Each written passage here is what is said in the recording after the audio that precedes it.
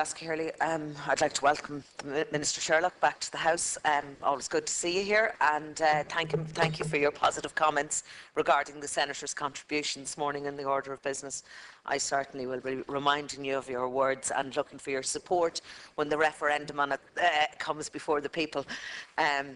In March 2012, both Minister Sherlock and Minister Bruton launched the government's plan to target the majority of the government's core €500 million budget that the state spends on scientific research every year on areas with the greatest potential for economic return. €500 million is a very considerable amount of money, and in today's economic climate it is vitally important that the return on this investment is as high as possible, particularly in terms of job provision. Scientific research is the means by which new knowledge can be adopted by enterprise, then woven into high-value goods and services, and then exported on the world market. All good news for the economy, and the reason why investment in research continues to be a priority for this government.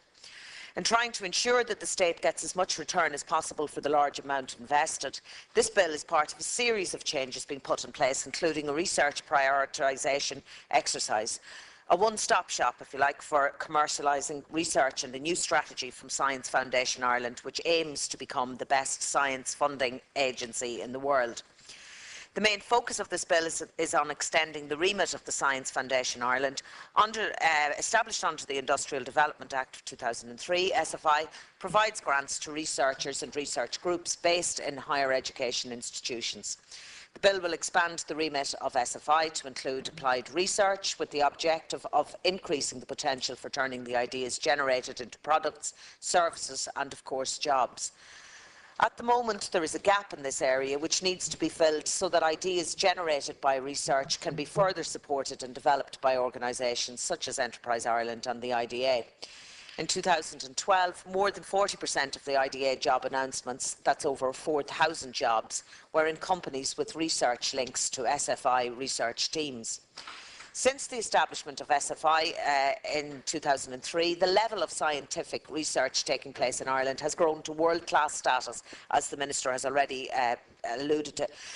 But that is not enough to ensure the creation of much-needed jobs. The government announced last March that it would refocus public research spending on 14 areas with the greatest potential for creating jobs and growth. And the Director-General of Science Foundation Ireland, who has been much quoted here this morning, Professor Mark Ferguson, has supported this. He sees it as a way of leaning towards targeted research instead of the emphasis on blue sky or basic research, which has been the focus in recent years.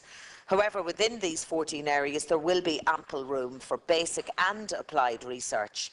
There have been concerns voiced by scientists that funding for basic research will be harder to acquire, but the experts say that this is not a real divide between basic and applied research. It is a continuum where one feeds into the other. Without knowledge application, nobody benefits. Without new knowledge generation, there is no application. Requests to SFI for funding will have to be not only scientifically excellent, but they must also clearly describe the potential impact of the science in an economic, social and environmental context. The 14 areas put a strong focus on life sciences and information technology, as well as innovation in manufacturing services and business processes. This year, SFI will allocate more than €150 million in funding for research, and by 2015, 100% of funding from the Foundation will be focused in these 14 areas. The bill also includes a function for SFI in the promotion of science, technology, engineering and maths.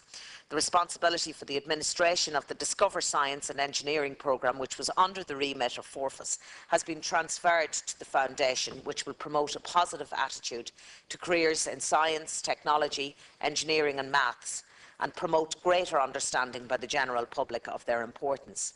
Another very important element to this bill is that it will allow Science Foundation Ireland to broaden its scope beyond the state, allowing it to provide direct funding to institutions in Northern Ireland and to have the possibility of entering into cost-share arrangements with international partners. Currently, SFI's participation in these schemes is restricted due to the Act of 2003, and Irish researchers are potentially missing out on additional funding. It's important for Ireland, through SFI, to be ready to participate in international programmes in areas where we have research strengths. and when the opportunities arise. It also makes sense because of the increasing cost of scientific and engineering infrastructure, for there to be sharing of development and operational costs. Ireland has to have the facility to contribute to such infrastructure so that we, in turn, can benefit from the research investment made by other states. Ireland has indeed come a very long way in terms of scientific research. In specific fields, as the Minister has pointed out this morning, we rank now 3rd in the world for immunology research, 6th in nanotechnology and 8th in material sciences. This legislation will ensure that the groundwork that has been done over the years will be built on by better targeting of state resources, translating the results of high-class research into marketable goods and services is the challenge of the future. I would like to just conclude by congratulating the Minister and your team on the hard work that you have done in preparation for this bill, and I commend it to the House. Thank you. Margaret, Senator